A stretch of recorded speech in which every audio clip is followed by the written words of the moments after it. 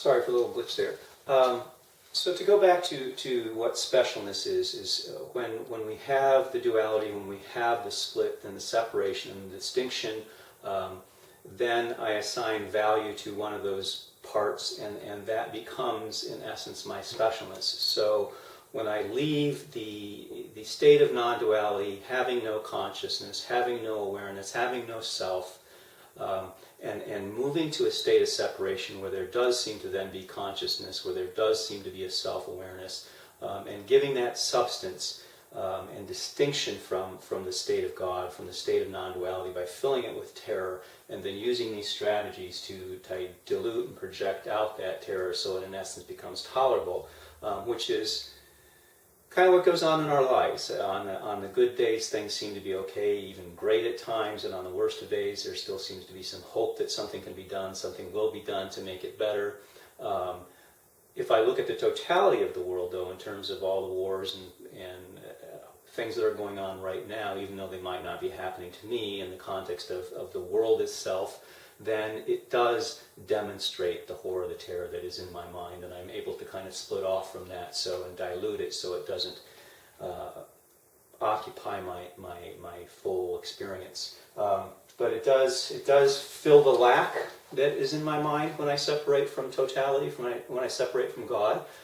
So for that lack, the first thing that I do is I fill it, oddly enough, with sin, guilt, and fear, and then I live in a dream world, a projected world of that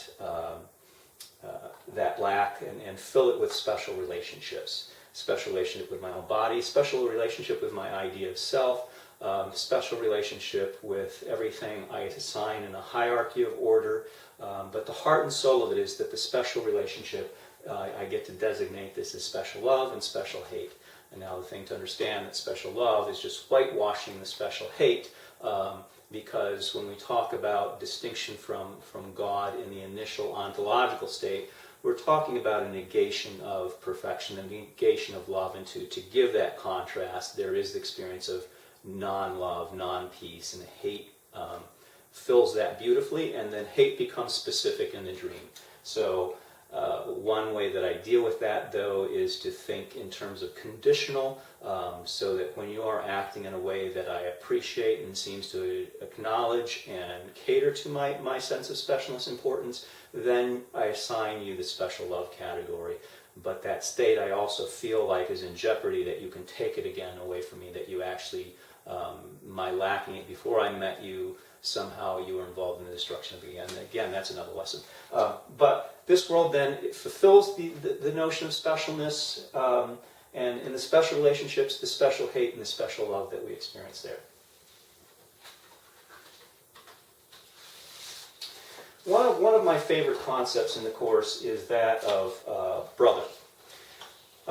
We can, again, in using words differently and progressing in our understanding of what they mean in the Course, we start out with brother as being someone else, someone separate from me.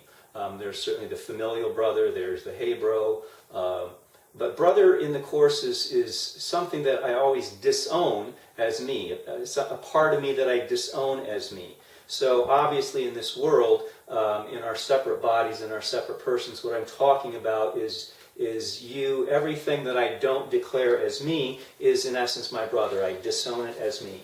Now on the macro scale, when I look at the totality of it, what I'm saying is that from the perspective of the individuated mind, the dream world, the universe and physical world are brother to the mind.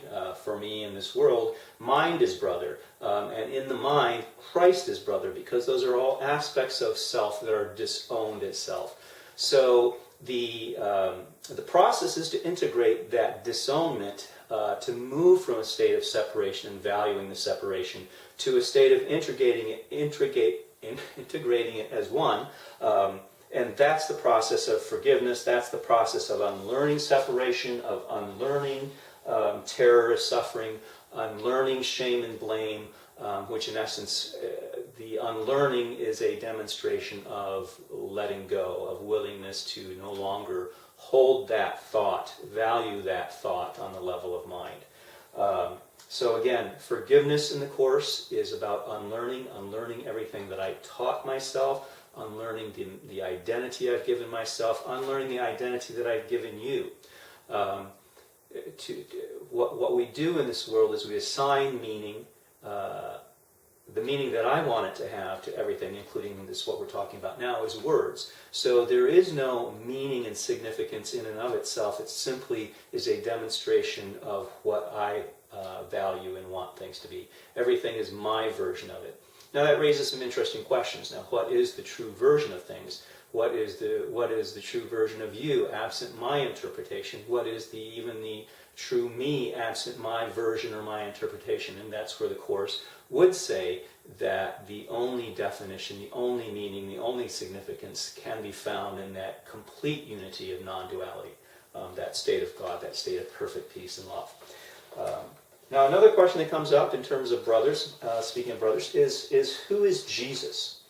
So Jesus in the Course, we again can go to the body, the person that is a person in our world, a person in our history. We can go to Jesus as another figure in another dream figure in the dream. There is also the Jesus on the level of mind that seems to be narrating the Course to a listener. So in the Course, in the constructs of the Course, there is this voice identified as Jesus talking to the decision maker in the mind, kind of compelling the decision maker to reevaluate what the ego thought system is, and in essence what Jesus at that level is becoming, as well as in the world, depending on the meaning and the use we give to him as a person, a dream figure. But on the level of mind, even within that dream, what we're talking about is an embodiment, a demonstration of the Holy Spirit.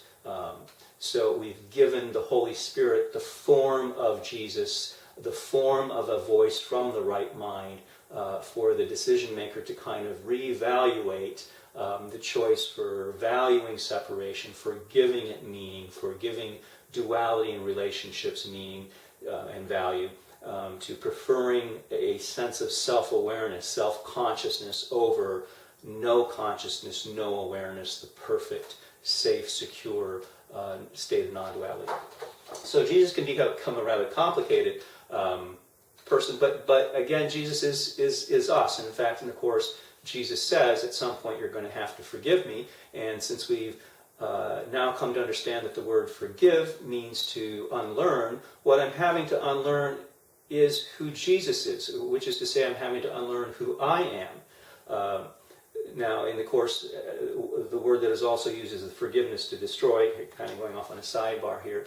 And by forgiveness to destroy, what it means is that our usual use of the word forgive is to say that somehow in my enlightened state, in my advanced state, if not superior state, I overlook, I understand your sin, your guilt, your wrong, but I somehow override it with my kindness, with my love. Actually, in the Course, it would be my sense of specialness.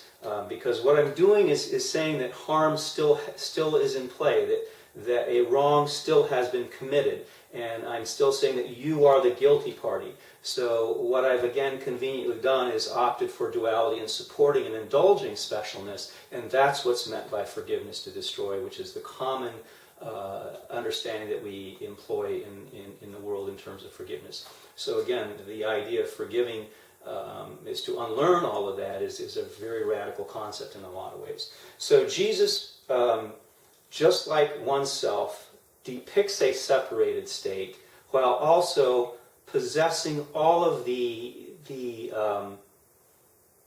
remembrances of truth that one has in one's mind. So what Jesus meant by, at some point you're going to have to forgive me, it means that at some point one has to let go of all these ideas of separation, that Jesus is separate from me, that Buddha is separate from me, that the person driving in the car in front of me is separate from me, that the people in the checkout lane are separate from me. And we can even carry that into the inanimate objects in the world because they're all part of the dream. But what we're talking about is moving from that state of of mind, that state of desire, because what makes it seem to come to life is nothing more than my desire for it. Moving from that to letting it go, so there then is no interest in blocking my mind from the memory of truth, from the state of non-duality, and to really see things as they are, that there is no value in terror and suffering, that it is constructed on the level of mind and projected into a dream world in bodies, for the state of trying to keep it in play without fully experiencing it, all for the purpose to somehow maintain a special identity. So one of the things that the Course also talks about is this idea of teaching. So Jesus is a teacher, but what teaching really is a demonstration to oneself, and only to oneself. You don't teach someone else. It may seem as if you're teaching to someone else, but that's only because you maintain that other people are my brothers, that I've disowned them. Now, you might have a brother teaching to you, you might have yourself teaching to a brother, but what it is establishing separated parts of myself rather than seeing the whole. So what I'm really doing in my day-to-day living, which is just a projected depiction of the content of my mind, is merely demonstrating to myself what it is that I value, what it is that I wish for. The helpful part of that is that I began to see that who I am teaching is myself, and I'm teaching myself what I do value on the level of mind. That allows me then to observe it and say, do I really want this? But I have to kind of get past all the tricks of the trade and retrace things. So in essence, what I'm doing is what the Course would talk about mind training, going from a mindless state of a person in the body. So what I can do is use my brain in understanding this, use my brain chatter to even know that that is symbolic of the content of my mind. Retrace that back to these strategies, watching what goes on in this world and knowing that it's a strategy within the mind to deal with the sin, guilt, and terror, the ego thought system. And from there, I can then understand what a mind is and what separation and duality are and what is the cost to me, and reevaluate that cost free of all of the strategies and the magic tricks, and as I'm willing to let go of that and willing to no longer see my best is in being in duality, to see safety and security and wholeness being in duality, to really divest myself of my interest in that thought and that idea, which would be to regain my clear mind, my unobstructed mind. The Course starts off by saying it's a course in removing the blocks to the awareness of love. And those blocks are, as we've talked about, the ego thought system and my desire for specialness and significance and meaning, and how I think I establish that in duality. So then when my mind is clear, there is nothing to block the memory of truth. There is no need for a substitute world. There's no need to escape my mind and the terror that's there and dilute it in a dream in which I can act out both terror and my specialness. And then I have the true thought. What remains is the truth of who I am, the truth of everything, that is the Christ that is indistinguishable from God in that state of non-duality. So in essence, through this mind training process, through understanding even words and what they convey and what their intent and what their content is, that I can begin to kind of go from shadow boxing in this world as the Platonics, as Plato, one of his analogies of this world being a shadow world, of sitting in a cave. And in some ways I block off the truth of who I am, turn my back on that, and then I make up a shadow and play a lot of shadow boxing games with that. And when I have the option to turn around and see the light, of course, when I turn around and see the light, I see no shadow, I see no me. And that's what keeps me playing the game. I think that's it for now.